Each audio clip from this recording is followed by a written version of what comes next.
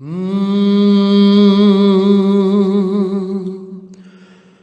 साहिब कबीर दे लड़ लगया, मैं साहिब कबीर दे लड़ लगया, मेरे तो गम परे रहंदे। मैं साहिब कबीर दे लड़ लगया, मैं साहिब कबीर दे लड़ लगया, मेरे तो गम परे रहंदे। मैं उस दाता दे लड़ लगया, मेरे तो जम परे रहंदे। मैं उस दाता दे लड़ लगया, मेरे तो जम परे रहंदे। मैं साहिब कबीर दे लड़ लगया, मेरे तो गम परे रहंदे, मेरे तो गम परे रहंदे, मेरे तो गम परे रहंदे।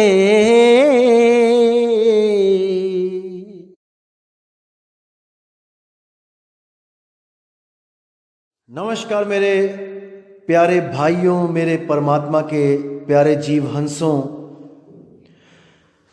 मैं हमेशा परमात्मा से यही दुआ करूंगा कि आप सब मेरे भाइयों की विवेक शक्ति बढ़ती ही जाए, बढ़ती ही जाए, और आप हर तरह के अज्ञान को, हर तरह के झूठे ज्ञान को परख के द्वारा उसको पकड़ो भी और उसको बिल्कुल सिरे से नकार दो, बिल्कुल नकार दो।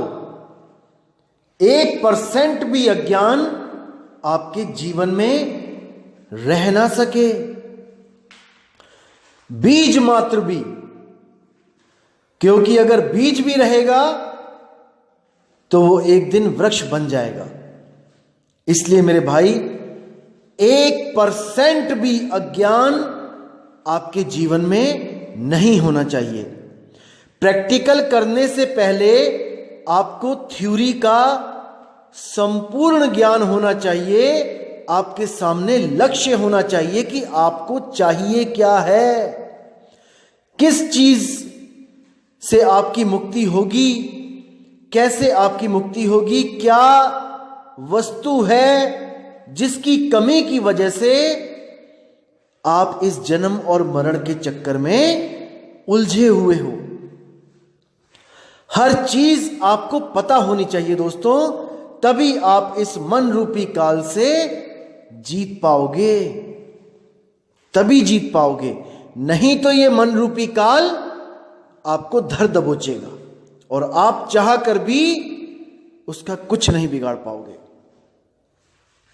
तो दोस्तों, आज 2-3 दिन से मुझे काफ़ी लोग, मेरे भाई मुझे लिंक भेज रहे थे किसी चैनल, यूट्यूब चैनल का, कि भाई उस भाई ने बड़ा अच्छा खुलासा किया है 2 अक्षर का, और बिचली पीढ़ी हंस के बारे में बताया है, और 33 अरब ज्ञान के बारे में बताया है, शर अक्षर नि अक्षर के बारे में बताया है।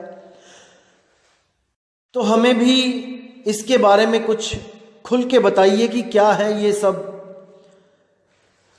दोस्तों, ये चीज़ें मैंने बिल्कुल लास्ट में क्लियर करनी थी, लेकिन आप लोग ने इतनी अरदास करी, इतना अपने जोर डाला कि इन चीज़ों को क्लियर करें, इसलिए मुझे अभी समय से पहले ये क्लियर करना पड़ रहा है। लेकिन चलो, जो चीज़ें मैंने सीरियल वाइज बतानी है वो तो मैं बताता ही रहूँगा। मैं आज इस भ्रम को तोड़ देता हूँ आपके, कि जैसे इन लोगों ने बताया कि 33 अरब ज्ञान हम भाखा, यानी 33 अरब दोहे बोले कबीर साहब ने, और एक दोहा बोलने में 10 सेकंड लगते हैं, और कैलकुलेटर लेके बैठ गए ये भाई लोग हिसाब किताब लगाने की कबीर साहब की 120 साल की उम्र में वो कितने दोहे बोल सकते हैं 10 सेकंड पर दोहे के हिसाब से।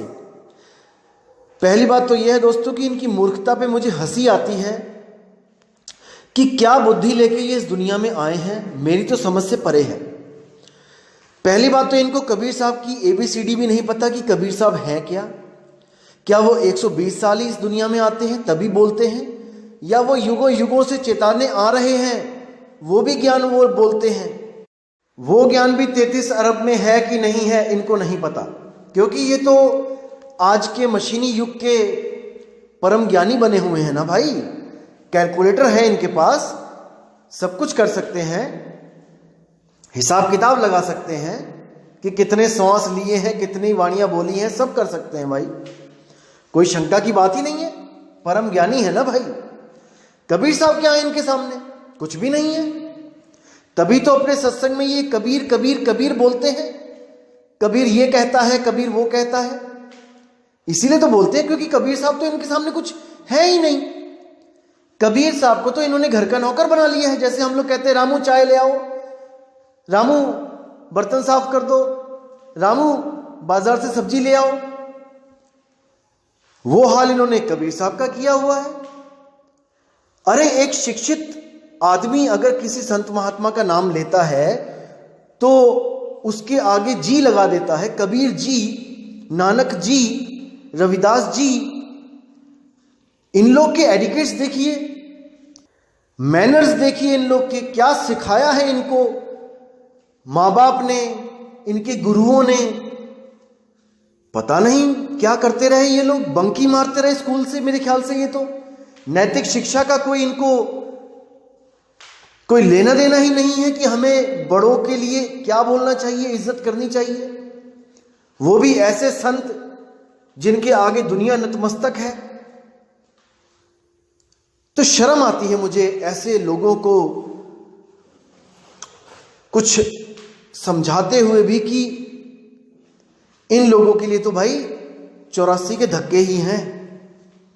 बहुत सोच समझ के ऐसे लोगों के लिए 84 में जो जूनें बनाई गई हैं, जो नॉर्मल जून नहीं होती हैं, जिसमें चाबुक खाने पड़ते हैं, जैसे घोड़े की जून है, सवारियों को भी ढोता है पूरा दिन और रूखी सूखी घास खाता है और पीछे से पड़ते हैं चाबुक।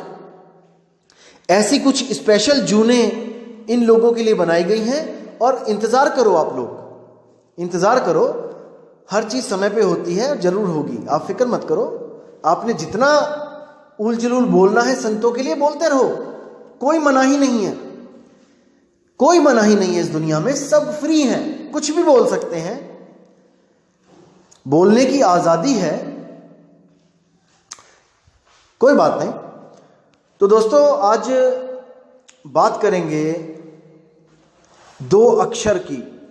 जैसे ये लोग अपनी वीडियोस में बोलते हैं कि पहली बात तो ये मदन साहिब की साखी नहीं है, जैसा कि आप सबको पता चल चुका है कि ये मदन साहिब की साखी है।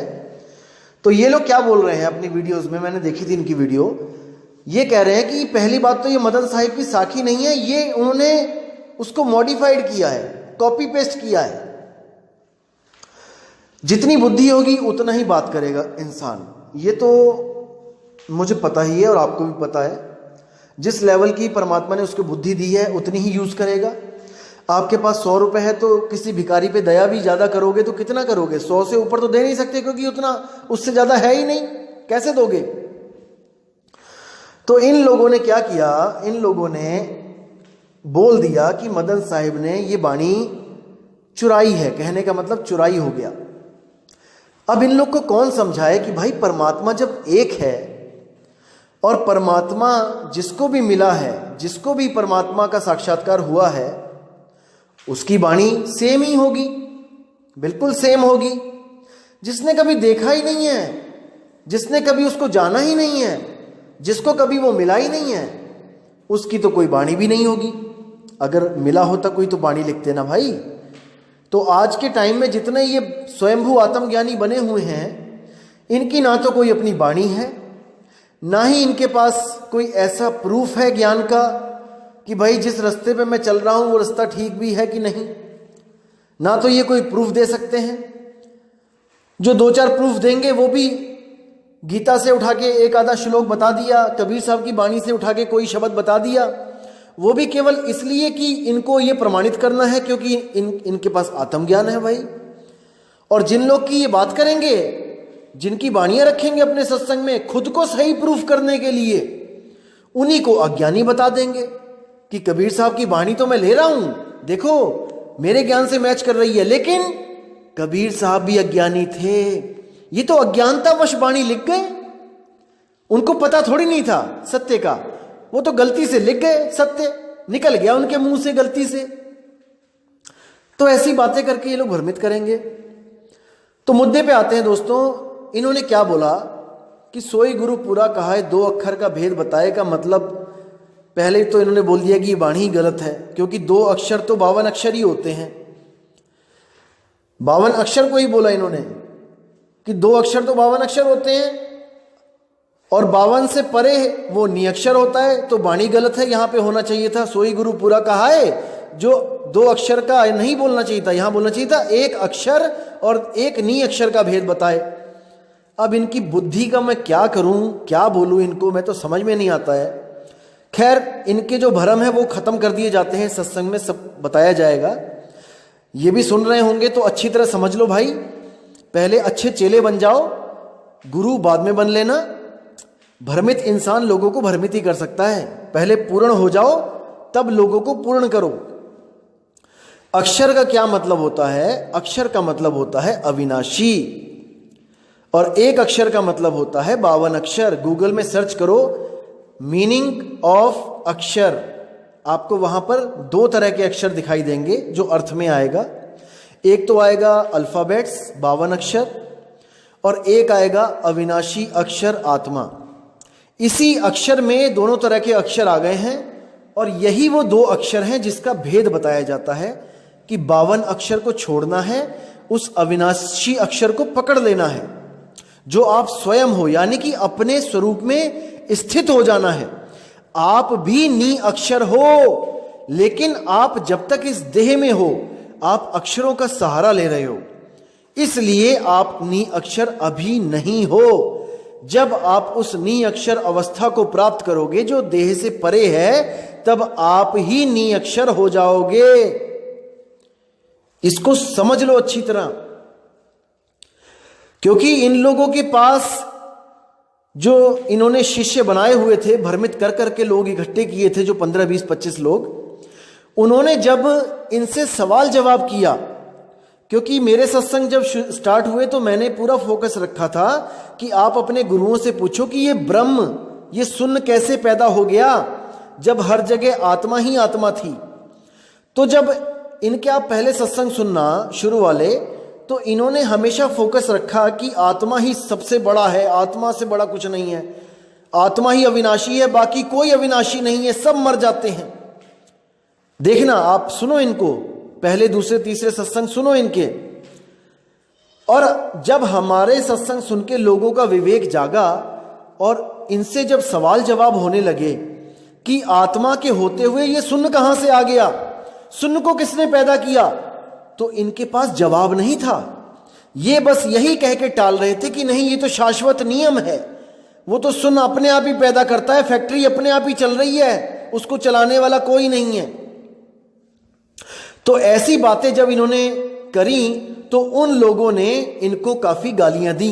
वो हमारे शिष्य नहीं थे दोस्त, हमारा कोई शिष्य किसी को गाली नहीं देता, हमारा कोई शिष्य किसी को गाली नहीं देता, क्योंकि हमारी पढ़ाई ऐसी है कि भाई किसी को गाली नहीं देना, किसी को बुरा मत बोलना। हाँ, ज्ञान अज्ञान की लड़ाई युगों युगों से होती आई है, इसमें पीछे भी मत हटना, क्योंकि सत्य को सामने रखना ही एक शूरवीर संत का, एक शूरवीर भगत का काम है। उस सत्य को आगे रखना, असत्य के आगे घुटने कभी मत टेकना।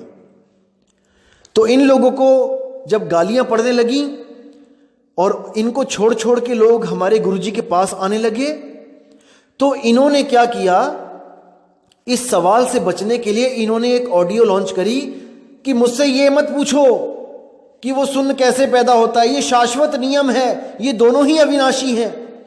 आत्मा भी अविनाशी अक्षर है और मन शून्य भी अक्षर है, अविनाशी है।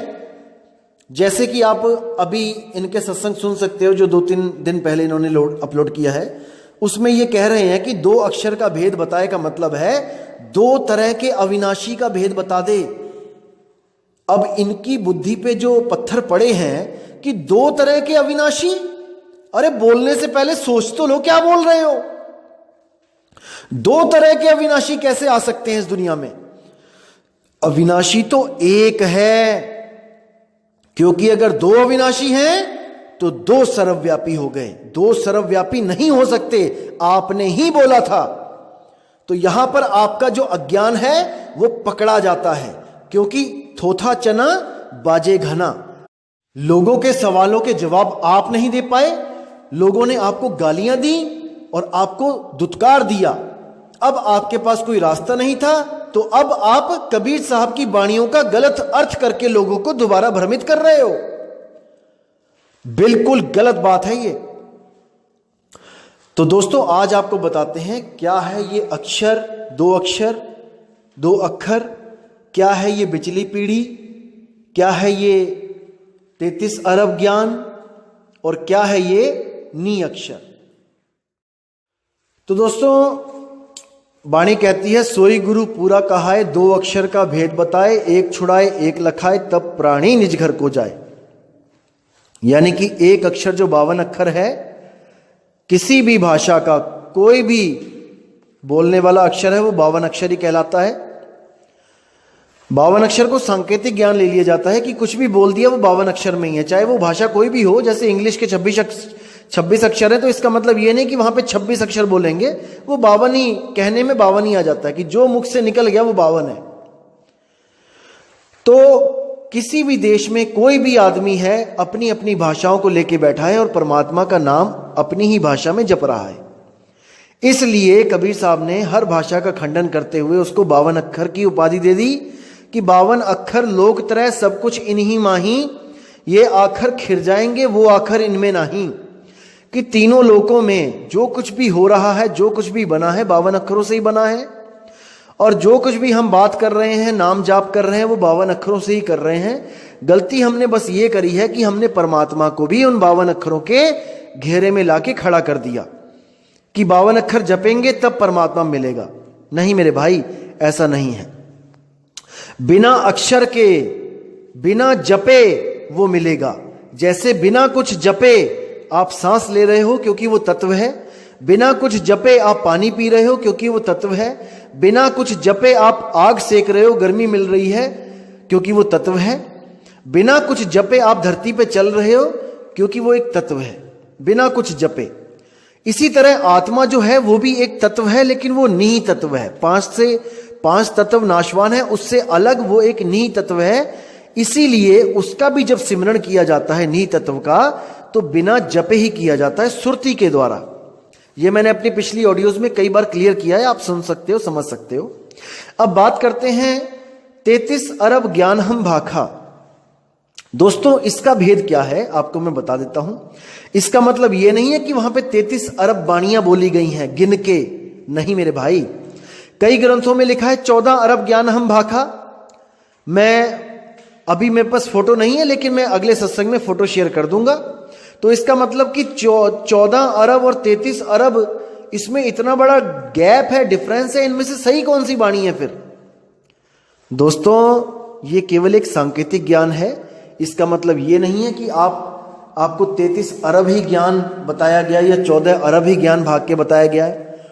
और ये जो अज्ञानी गुरु बने हुए हैं, ये स्वयंभू आत्मज्ञानी, ये कैलकुलेटर निकाल के एक बाणी बोल के 10 सेकंड प्रूफ करके कि 10 सेकंड में एक बाणी बोली है और उसके हिसाब से 120 साल कबीर साहब रहे हैं, वो कैलकुलेट करके बताते हैं कि 120 साल में तो 33 अरब बाणियां बोल ही नहीं सकता कोई भी।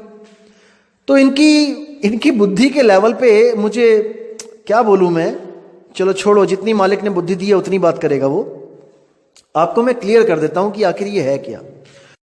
जैसे आप 4:30 बजे एग्जैक्ट अपने कमरे में पहुंचे जहां पे आप अपने दोस्तों के साथ रहते हो, पूरे 4:30 बजे एग्जैक्ट, और आप जैसे ही कुर्सी पे बैठे पहुंचते ही तो आपका जो दोस्त था वहां पे वो अपने मोबाइल में कोई चैटिंग कर रहा था, कोई गेम खेल रहा था। आपने उसको बोला कि भाई पानी पिला दे, और वो नहीं सुन पाया क्योंकि उसकी सुर्ती मोबाइल में लगी है। आपने दोबारा बोला भाई पानी पिला दे, और उसने नहीं सुना। आपने तीसरी बार बोला कि भाई पानी पिला दे, और उसकी सुर्ती मोबाइल से हटी और उसने पूछा क्या बोल रहा भाई। तब उसने कहा अरे 36 बार तो कह लिया तुझे पानी पिला दे, तुझे सुनाई नहीं देता क्या। तो अगर अब वो आदमी घड़ी देखे और बोले कि 4:30 बजे तुम एंटर किया था तुमने, और अभी तो 10 सेकंड हुए हैं 4:30 से ऊपर, 10 सेकंड में तुमने 36 बार कैसे बोल दिया, तुम तो झूठे हो, तुम तो झूठ बोल रहे हो। दोस्तों यही हाल है इन लोगों का। कैलकुलेटर लगा के निकाल के हिसाब लगाने लग गए कि इतने दिन बने, इतने घंटे बने, इतने मिनट बने, इतने सेकंड बने 120 साल की, और उसके हिसाब से ये वाणी झूठी हो गई। हंसी आती है, हंसी। जब मैंने इसको सुना तो मेरा मैं क्या बताऊं, मुझे तरस आने लगा इनकी बुद्धि पे। तरस, तरस समझते हैं ना आप लोग, तरस। जैसे कोई बेचारा, चलो छोड़ो क्या बोलूं मैं। तो ये 33 अरब ज्ञान जो है दोस्तों, ये केवल और केवल सांकेतिक ज्ञान है कि मैंने लाख बार उसको समझाने की कोशिश करी। जैसे हम लोग कहते हैं गुरुजी आपको कोटि कोटि प्रणाम। अब हम गिनने लग जाएं कि एक प्रणाम करने में हमें 10 से 20 सेकंड लग जाते हैं, एक बार गुरु को प्रणाम करने में, दंडवत करने में या साहिब बंदगी करने में। उसके हिसाब से हम कोटि कोटि प्रणाम यानी कि 1 करोड़ बार प्रणाम करने में कितना टाइम लगेगा। तो ये दोस्तों ये बच्चों वाली बातें होती हैं। ये नादान मंद बुद्धि जो लोग होते हैं, ये उनकी बातें होती हैं ऐसी। एक विवेकी पुरुष ऐसी बातें नहीं कर सकता। और दोस्तों चलो छोड़ो इसको, आगे जो है बिचली पीढ़ी की बात जो चली थी कि बिचली पीढ़ी हंस न तरही, उसका इन्होंने बड़ा अद्भुत एक रहस्य बताया इन्होंने कि धर्मदास तुझे लाख दुहाई, सार नाम बाहर ना जाई, सार नाम बाहर जो पढ़ही, बिचली पीढ़ी हंस न तरही। ये वाणी भी झूठी है, क्योंकि बिचली पीढ़ी का मतलब होता है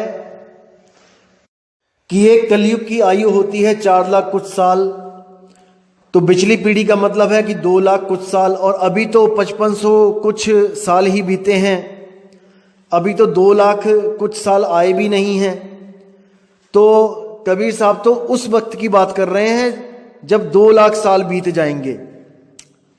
इनकी मंद बुद्धि में ये छोटी सी बात नहीं घुसने वाली, मुझे पता है। इसको भी मैं क्लियर कर देता हूं, और जो मेरा सत्संग सुन रहे हैं भाई, इन लोगों के भगत, वो भी अच्छी तरह समझ ले कि बिचली पीढ़ी का मतलब क्या है। अगर 2 लाख साल के बाद ही बिचली पीढ़ी आनी थी तो हम लोग तो फालतू इंसान हो गए 2 लाख साल तक, हमें तो फिर मुक्त कराने वाला कोई है ही नहीं। कबीर साहब तो हमसे लेना देना ही कुछ नहीं है कबीर साहब का। तो क्यों आके बाबा नानक को मिल गए, क्यों आके गरीबदास जी को मिल गए, क्यों आके मदन साहिब को मिल गए, जब 2 लाख के बाद वाले को ही, बिचली पीढ़ी वाले को ही तारना था। दोस्तों ये सब अज्ञान है, अपने दिमाग से इन चीजों को निकाल दीजिए।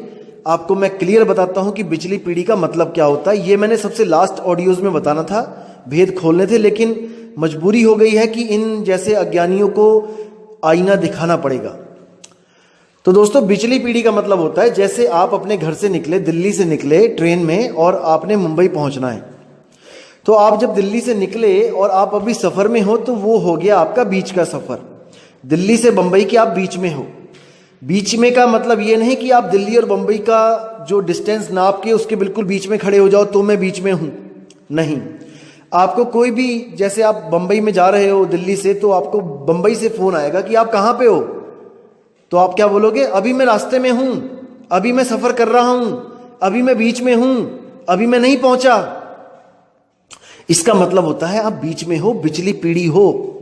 जैसे कबीर साहब ने बोला था कि धर्मदास, जो मैं तुम्हें बता रहा हूं तुम लिखो, सतलोक के बारे में लिखो, अलख लोक के बारे में लिखो, अनामी लोक के बारे में लिखो, बहुत कुछ लिखो। लिखो कि वहां पे ऐसे ऐसे परमात्मा मिला, वो तख्त पे बैठा हुआ था, वहां पे तख्त थे, वहां पे बड़े बड़े नदियां हैं, बड़े बड़े पहाड़ हैं, सोने के वृक्ष हैं, और ये है और वो है, लिखो। ऐसे ही गरीबदास जी को भी बोला तुम भी लिखो, ऐसे ही बाकी संतों को बोला कि तुम भी लिखो। आखिर क्यों लिखवाया ये सब? क्योंकि उनको पता था कि काल के दूत आएंगे, मेरे ज्ञान को पढ़ेंगे और वो पंथ चलाएंगे, मेरा नाम लेके पंथ चलाएंगे। इसलिए उन्होंने ये कहानी ज्ञान लिखवाया ताकि काल के दूत विवेकी तो वो होंगे ही नहीं, वरना काल के दूत क्यों कहलाएं? बिना विवेक के इन कहानियों को पढ़ पढ़ के वो अपने बड़े बड़े पंथ चलाएंगे और अपने सब जीवों को इन्हीं कहानियों में उलझाएंगे। लेकिन जब मेरा 13वां पंथ, उसका जब प्रकाश होगा इस दुनिया में, तब वो जब मूल ज्ञान रखेगा जो मैंने इन किताबों में नहीं बताया है, तब उस मूल ज्ञान को सुन के जो भी लोग भ्रमित हुए थे वो सब विवेकी होकर उनके ज्ञान को तत्काल त्याग कर 13वें पंथ के ज्ञान में आ जाएंगे। मेरे बच्चे मेरी आवाज पहचान जाएंगे। लेकिन जो कौवे होंगे वो मेरी आवाज को प्रेम नहीं करेंगे। इसलिए उन्होंने कहा था कि ये काल के दूत, ये मेरी वाणियां चुरा चुरा के अपने ग्रंथ भर भर के समझा समझा के लोगों को कि कबीर वाणी कहती है कि मंदिर नहीं जाना है, कबीर वाणी कहती है पत्थर नहीं पूजना है, कबीर वाणी कहती है पाखंड से ऊपर उठ जाना है, कर्मकांड नहीं करना है, ये सब काल के दूत भी मना करवाएंगे। और उनकी बातें सुनकर जो जीव होंगे वो अज्ञान को छोड़ के, इन कर्म कांडों को छोड़ के सत्य के रास्ते पे निकल पड़ेंगे, भक्ति करने लग जाएंगे। लेकिन वो काल के दूतों द्वारा दी हुई ही भक्ति होगी।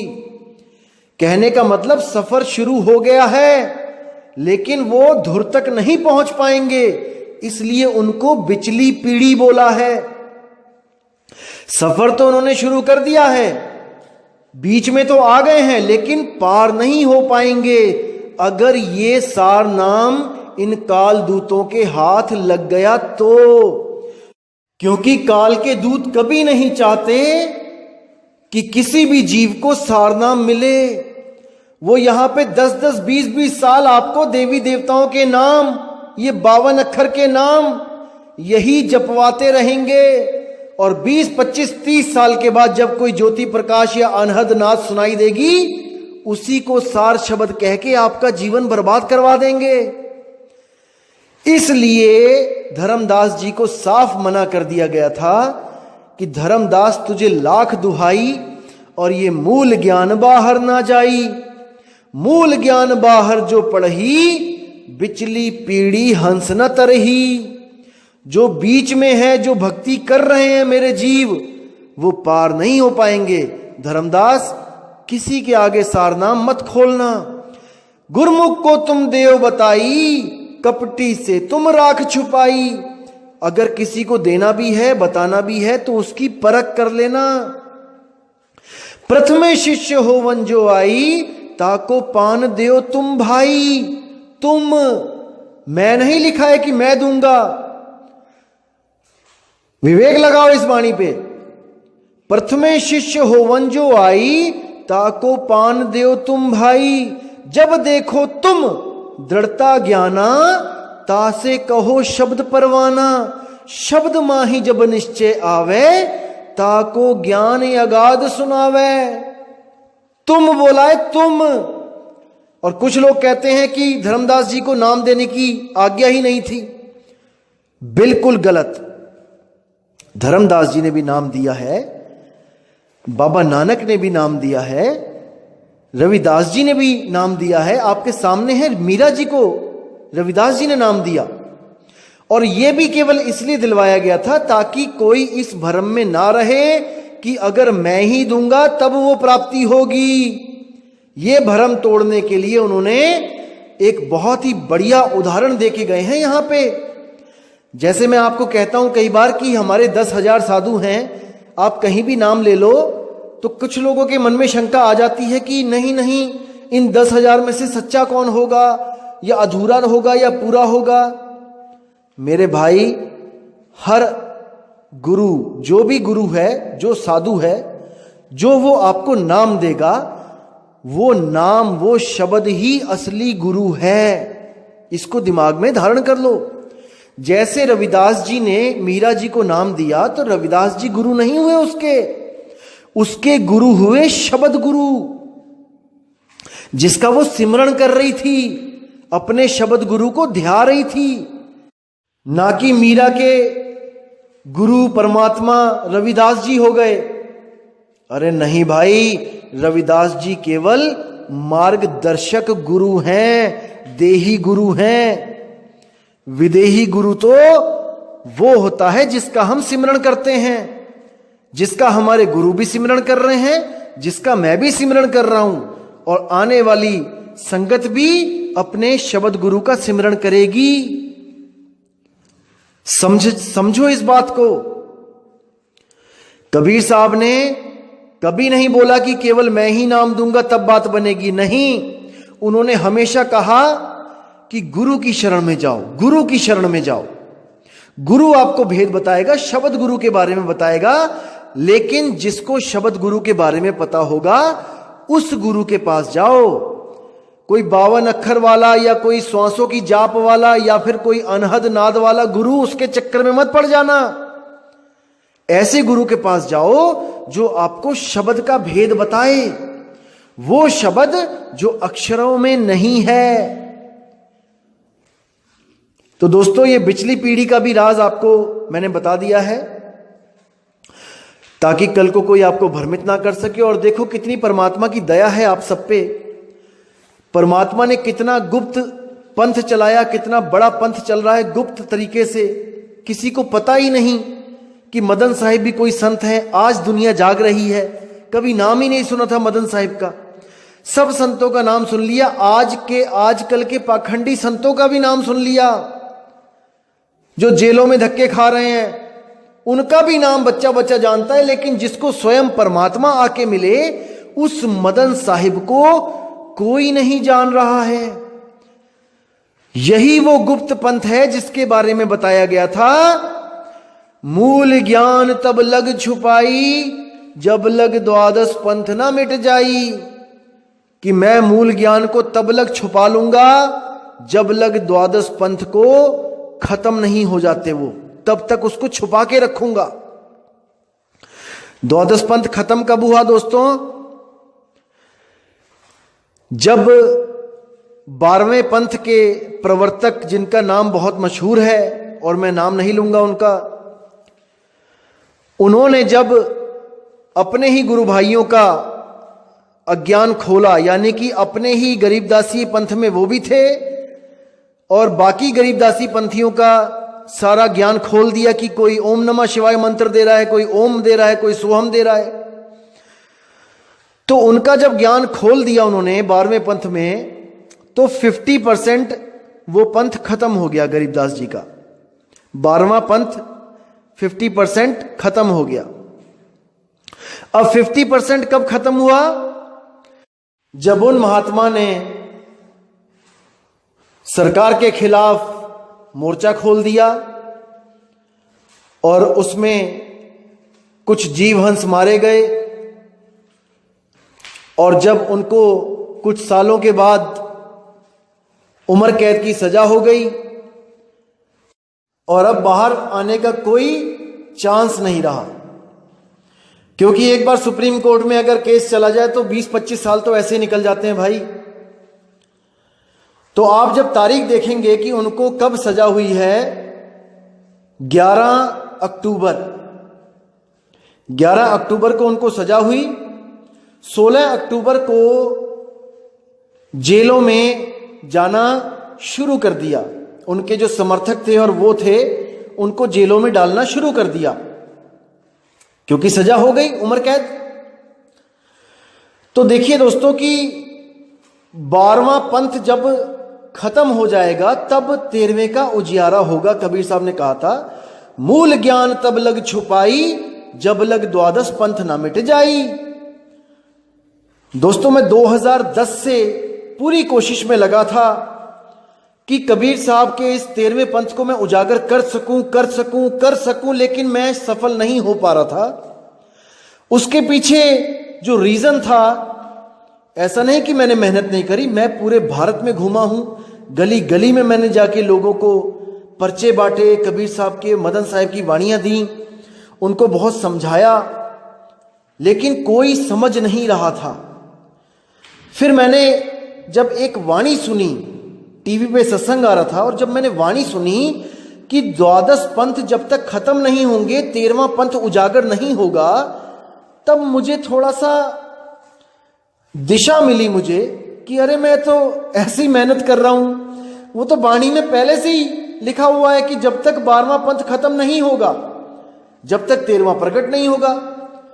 तो फिर मैंने क्या किया, मैंने लिमिटेड कर दिया सत्संग करना। कुछ एरियो में जाता था मैं और सत्संग करता था। मैंने भारत भ्रमण छोड़ दिया था कि पूरे भारत में प्रचार अभी समय है ही नहीं उसका। और मैं बहुत सोचता था कि कैसे प्रचार किया जाए, कैसे घर घर तक बात पहुंचाई जाए, क्योंकि टीवी चैनल्स में मैंने बात करी तो वो 6 लाख, 7 लाख, 8 लाख, 10 लाख से नीचे कोई बात ही नहीं कर रहा था 20 मिनट के सत्संग के लिए। तो बड़ी दुविधा, क्योंकि फाइनेंशियली हम लोग इतने स्ट्रांग है नहीं कि हम लोग 8-8 लाख रुपए, 7-7 लाख रुपए हर महीने दें। मैंने कोशिश भी करी कि संगत को जोड़ के कि चलो हम सब मिलके अगर थोड़ा थोड़ा पैसा अगर देंगे, मालिक के प्रचार में लगाएंगे, तो घर घर तक ये बात पहुंच सकती है। लेकिन बात वही थी कि जब तक 12वां पंथ खत्म नहीं होता, जब तक 13वें ने उजागर होना ही नहीं था। इसलिए मैंने अपना प्रचार बिल्कुल लिमिटेड एरियो में कर दिया, पंजाब में, राजस्थान में। तो आप देखेंगे कि 11 तारीख को जब सजा हो गई, और मुझे नहीं पता था कि सजा हो गई, मैं सही बताऊं आपको, क्योंकि मैं झूठ नहीं बोल रहा हूं। 12वें ही पंथ के किसी भगत का फोन आया और उसने मुझसे बहुत बहस करी फोन पे कि आप कहां से आ गए 13वें पंथ वाले, बताओ कब हुई है हमारे गुरुजी को सजा। और दोस्तों मैं सही बताऊं, मुझे नहीं पता था कि कब हुई है सजा, क्योंकि मैं झूठ नहीं बोल रहा हूं। लेकिन उस भाई ने बहुत ही अच्छा सवाल किया, जो मैं ये देखने में मजबूर हो गया कि देखूं तो सही सजा कब हुई है और ये प्रचार कब शुरू किया है मैंने। दोस्तों मैं खुद हैरान था कि 11 तारीख को सजा हुई है और 13 तारीख को मैंने 13वें पंथ का ही प्रचार शुरू किया है।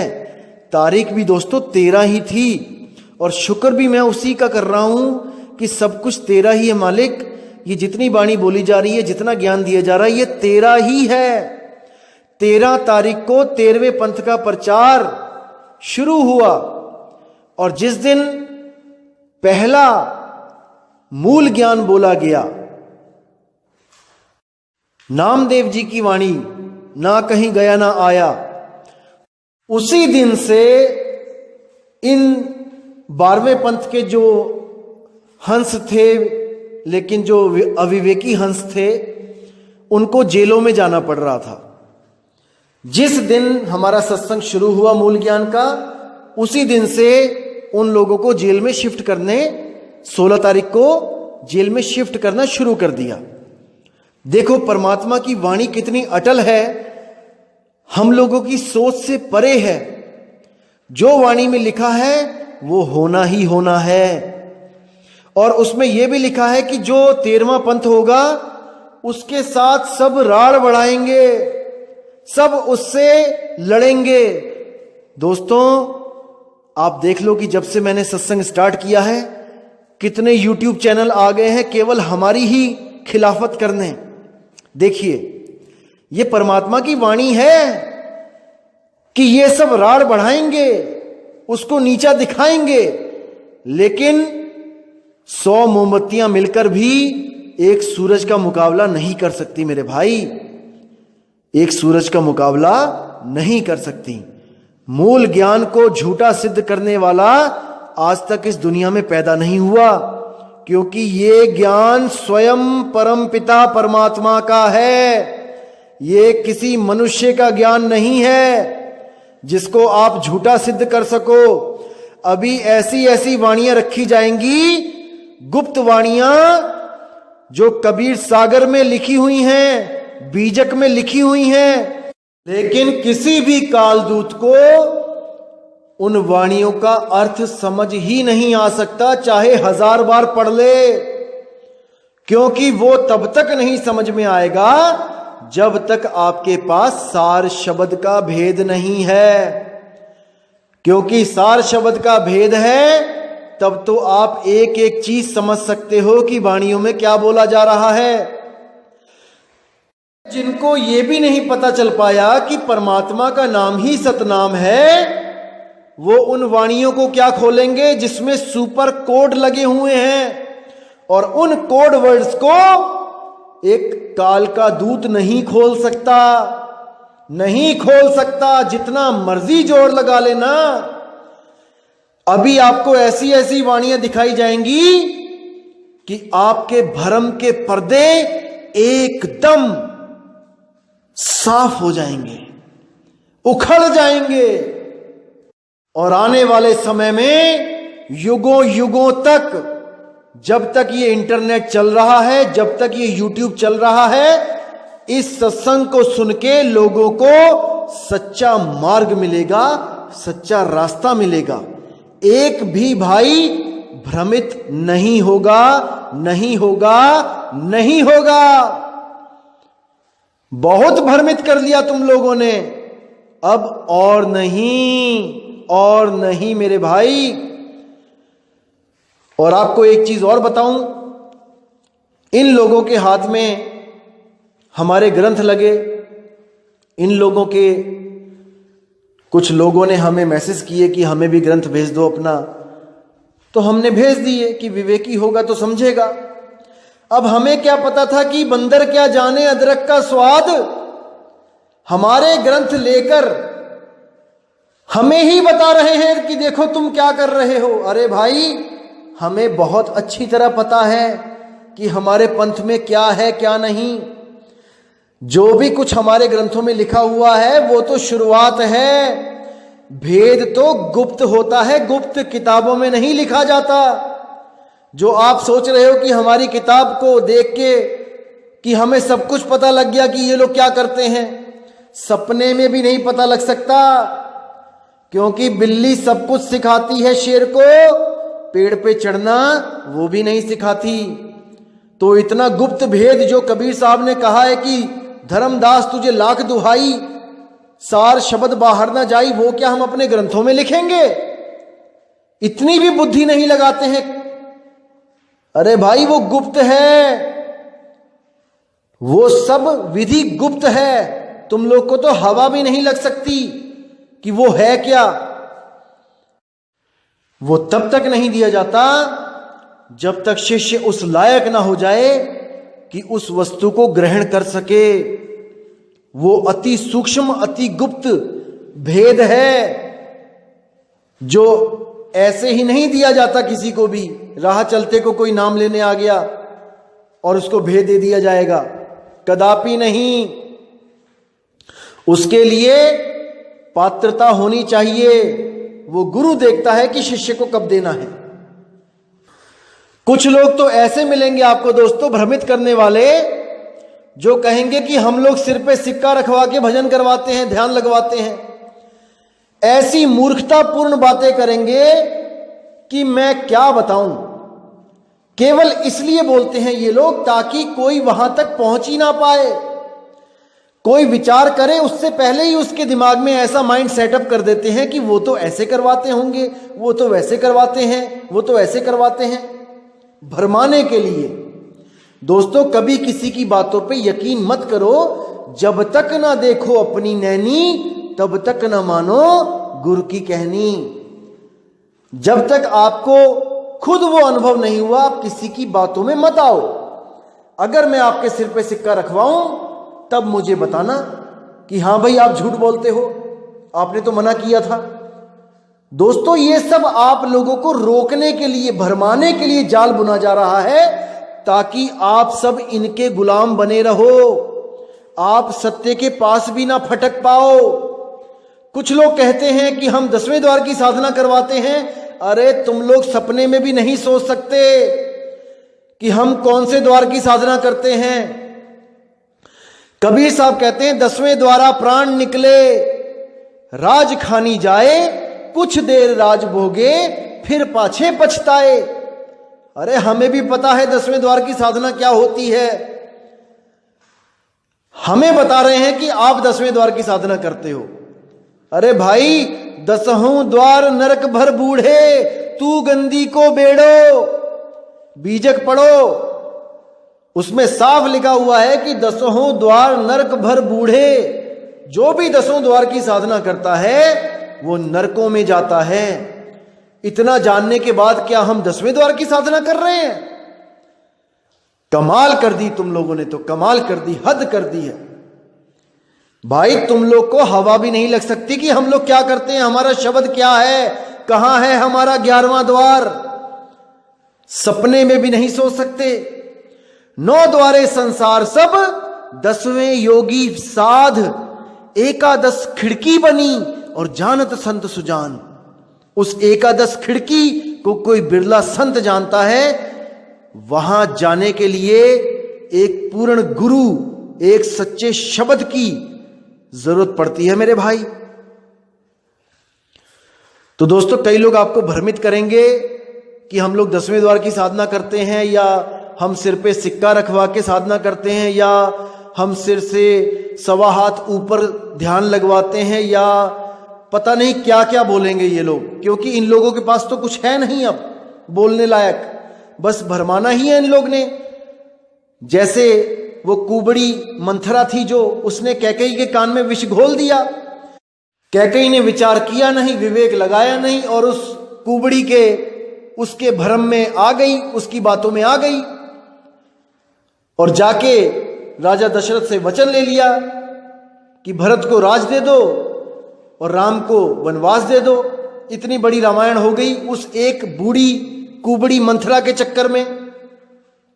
इसी तरह ये लोग भी आपके जीवन में उस कुबड़ी मंथरा की तरह काम कर रहे हैं। आपके कानों में हमारे खिलाफ विष घोल रहे हैं, ताकि आप लोग उनके ही गुलाम रहो, आजाद ना हो पाओ, अपने निज स्वरूप को प्राप्त ना कर पाओ, जिसको प्राप्त करने के बाद आपको किसी मंत्र तंत्र जंत्र की जरूरत नहीं होती।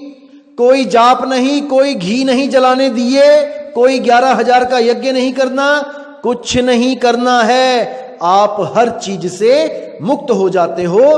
पढ़िए गीता का अध्याय 3 का 17वां और 18वां श्लोक।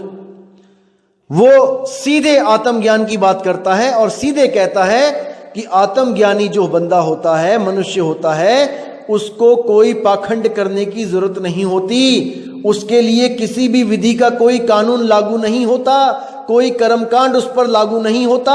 वो सर्वथा आत्मा में रमण करता है और आत्मा का ज्ञान प्राप्त करके हमेशा के लिए जन्म मरण के बंधनों से मुक्त हो जाता है। कितना स्पष्ट है। लेकिन आप लोग विवेक नहीं लगाते हो, इसलिए इन अधूरे गुरुओं के चक्कर में अपना जीवन बर्बाद कर लेते हो। दिक्कत यहां पे आती है दोस्तों। इसलिए आप भ्रमित नहीं होना है।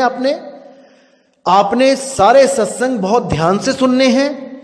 आपको एक एक चीज सत्य बताई जाएगी और निष्पक्ष भाव से आपने सत्संग को ग्रहण करना है। मैं कोई वाणी घर से लिख के नहीं लाता। ये सब कबीर साहब के, नानक साहब के ग्रंथ है जो मैं आपको दिखा रहा हूं। बस फर्क इतना है कि उन अधूरे गुरुओं ने केवल उन वाणियों को दिखाया और गलत अर्थ कर करके समझाया जहां पर उनकी दुकानें चल सकें। लेकिन हमारे ज्ञान में आके दोस्तों सबकी दुकानें टूट जाएंगी। मुझे बहुत दुख है, कि आप लोग की कमाई का जो साधन था वो खत्म हो रहा है, खत्म हो जाएगा, लेकिन मैं नहीं चाहता कि आप लोग किसी की गाड़ी कमाई को परमात्मा के नाम पे लूटो और अपने कर्म खराब करो और अगले जन्म में आप बैल बन के, गधा बन के, घोड़ा बन के या बकरा बन के अपनी बोटी बोटी कटवा के उन पैसों को वापस करते फिरो जो तुम आज खा रहे हो। अरे कबीर साहब कहते हैं भगत के अन्न में बड़े बड़े दांत हैं और भजेगा तो पचेगा, नहीं तो फाड़ देते आंत हैं। उन साधुओं के लिए साफ बोल दिया है जो भजन नहीं कर रहे हैं और केवल कपड़े पहन के, सफेद कपड़े पहन के कबीरपंथी बन के लोगों का पैसा खा रहे हैं। अरे भाई किसी को नहीं पचेगा, ये भूल जाना, इसका हिसाब तुम्हें देना पड़ेगा।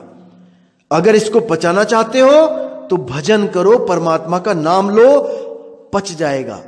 लेकिन भजन नहीं करोगे और केवल ऐश परस्ती में रहोगे लोगों के पैसों से, कि अपने लड़के को 50 लाख की गाड़ी खरीद दी मेहनतों ने, अपनी बीवियों के लिए करोड़ों रुपए का हार ले आए खरीद के, अपने बच्चों के लिए बड़े बड़े प्लॉट खरीद लिए, बड़े बड़े फ्लैट खरीद लिए लाखों करोड़ों के संगत के पैसे से। अरे नरकों में जाना पड़ेगा। पेट कारणे करे गुरुआई और पीढ़ी सहित नरक में जाई। नरकों में जाना पड़ेगा भाई। इस गलतफहमी में मत रहना कि तुमने सफेद चोला धारण कर लिया है और तुम साधु हो गए हो, अब तुम्हारे ऊपर कोई कानून लागू नहीं होगा।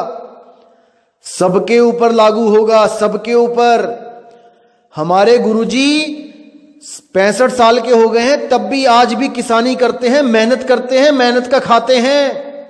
और कोई भगत अगर सेवा में कुछ दे जाता है तो उसको बैंक में जमा करके उस पैसे को भंडारे में लगाते हैं, जिसमें 400-500 साधु आते हैं, उनको कपड़े देते हैं, उनको आने जाने का किराया देते हैं, संगत आती है, उनको खिलाया पिलाया जाता है, किसी से 1 रुपया मांगा नहीं जाता। एक भी दान पात्र हमारे आश्रम में नहीं दिखेगा आपको। जो लोग आए हैं उन लोग से पूछ लेना, एक भी दान पात्र नहीं है। सबके लिए फ्री खाना, फ्री चाय, फ्री सब कुछ, रहना फ्री, एक पैसा नहीं लिया जाता, एक पैसा। लेकिन जो अपनी इच्छा से कुछ देना चाहे तो उसको हम रख के दोबारा भंडारे में लगा देते हैं, क्योंकि हमने किसी से मांगना नहीं है। मर जाऊं मांगू नहीं, अपने तन के काज और परमार्थ के काज में मोहे ना आवे लाज। जब बात परमार्थ की होती है और हमारे समर्थता से ज्यादा की बात आ जाती है, जैसे हॉल बनाना है संगत के लिए या कुछ और कोई इंतजाम करना है जिसमें हम लोग इतना पैसा नहीं है, हमारे पास नहीं लगा सकते, जो साफ सी बात है, तब हम केवल एक होका देते हैं, एक मैसेज पहुंचाते हैं हर संगत, जो हमारे संगत हैं उनके पास, कि भाई ये सेवा हो रही है आश्रम में, जिसको कुछ देना है वो दे सकता है। बस कोई बंधन नहीं लगाते कि आपने इतने ही देने हैं या आपने इतने ही देने हैं, नहीं।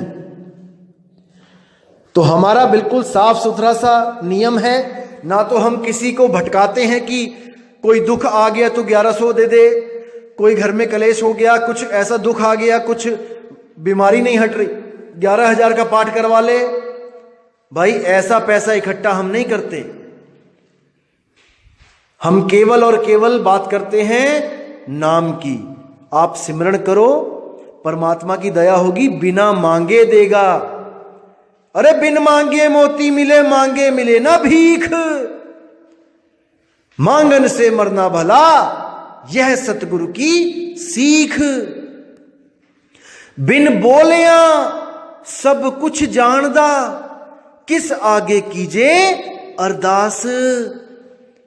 आज तुम्हारे मुंह में जबान आ गई है तो तुम सोचते हो कि जब तक मैं बोल ना दूं उस परमात्मा को सुनाई नहीं देगा, बहरा हुआ पड़ा है वो तो, कि मेरे घर में कलेश है, मुझ पे दया करना, मेरे पास बैंक बैलेंस में पैसे कम है, मुझ पे दया करना, अरदासें करते फिरते हो। अरे तब सोचो जब तुम्हारे पास जुबान भी नहीं थी, तुम एक छोटे से बच्चे थे, 1 दिन 2 दिन के, उस परमात्मा ने तब भी तुम्हें भूखा नहीं रहने दिया। हर चीज मिली, तुमने पेशाब किया, उसने साफ करके सूखे पे सुलाया। सब कुछ किया बिना मांगे। एक जानवर जो कुछ नहीं जानता कि प्रेयर कैसे की जाती है, अरदास कैसे की जाती है, प्रार्थना कैसे की जाती है, उनको भी हर जगह वो खाना पीना पहुंचा रहा है, हर जगह वो उनकी रक्षा कर रहा है। वो सब कुछ कर सकता है, मालिक है वो। चींटी के पग नेवर बाजे, सो भी साहिब सुनता है। अगर चींटी के पैर में घुंघरू बजेगा, वो भी सुन सकता है। वो, अरे तुम्हारे इन अक्षरों की क्या बिसात है? क्या वो तुम्हारे इन अक्षरों की वजह से तुम्हारे दिल का हाल जानेगा कि तुम्हें क्या चाहिए? कि तुम बोलोगे नहीं तो वो जानेगा नहीं? अरे घट घट की पट पट की जाने, वो सब जानता है कि तुम्हारे मन में क्या चल रहा है। हर चीज जानता है वो, उसको बताने की जरूरत नहीं पड़ती। तो दोस्तों, मैं अब विदा चाहूंगा और मैं पूरी उम्मीद करूंगा कि ये भरमजाल जो इन अधूरे स्वयंभू आत्मज्ञानियों ने जो फैला रखा है, आप इसको, इस जाल को काटने में बहुत सक्षम हो चुके होंगे। और भ्रमित बिल्कुल नहीं होना है मेरे भाई। भ्रमित करने वाले हजारों मिलेंगे, पर सही रास्ता दिखाने वाला युगों युगों बाद कोई एक आता है, उसको पहचान जाओ मेरे भाई। तो इसी के साथ दोस्तों, मैं आपसे विदा चाहूंगा और मैं मालिक से यही दुआ करूंगा कि आप सब मेरे भाई इतने विवेकी हो जाओ, इतना आगे बढ़ जाओ कि इन जो बिजनेसमैन गुरु हैं, इन सब के चंगुल से आप निकलो और सत्य की खोज करो, अपने निज स्वरूप को प्राप्त करो दोस्तों। क्योंकि आप कोई देह नहीं हो, आप कोई शरीर नहीं हो, आप विदेह स्वरूप हो मेरे भाई, विदेह स्वरूप हो। तो दोस्तों, मुझे अब विदा करें।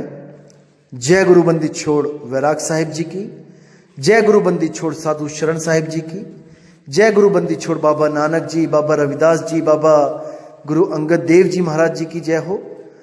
जय गुरु बंदी छोड़ मदन साहिब जी की जय हो। जय जय गुरु बंदी छोड़ सतगुरु सत्य कबीर साहिब की सदा ही जय हो, सदा ही जय हो मेरे मालिक की साहिब बंदगी सतनाम। तो दोस्तों,